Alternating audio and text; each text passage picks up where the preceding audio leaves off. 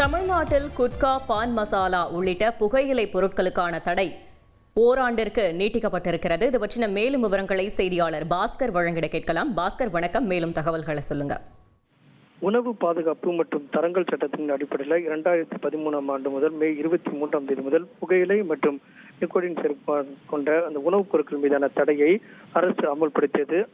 அமல்படுத்திய அந்த தடை என்பது ஒவ்வொரு ஆண்டும் நீடிக்கப்பட்டு வருகிறது. காரணம் என்னவென்றால் இந்த பான் மசாலா, குட்கா இதையெல்லாம் விநியோகிப்பது, வாகனங்களை எடுத்துச் செல்வது, மறைத்து வைப்பது, சேமித்து வைப்பது போன்ற நடவடிக்கைகளில் ஈடுபடக்கூடியவர்கள் மீது கடும் நடவடிக்கைகள் எடுக்கப்பட்டு வருகிறது.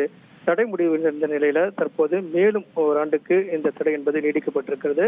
அதாவது 2026ஆம் ஆண்டு மே 23ஆம் தேதி வரை குட்கா, பான் மசாலா உள்ளிட்ட பொருட்களுக்கான தடை என்பது நீடிக்கப்பட்டிருக்கிறது. இதை எதிர்த்து பல்வேறு நிறுவனங்கள் நீதிமன்றத்தில் வழக்கு தொடுத்திருந்த நிலையில ஒவ்வொரு ஆண்டும் தடை நீடிக்கும் முடிவடையும் நேரத்தில் மீண்டும் ஓராண்டு நீடித்து தமிழக அரசு இதற்கான உத்தரவை அவ்வப்போது பிறப்பித்து வருகிறது.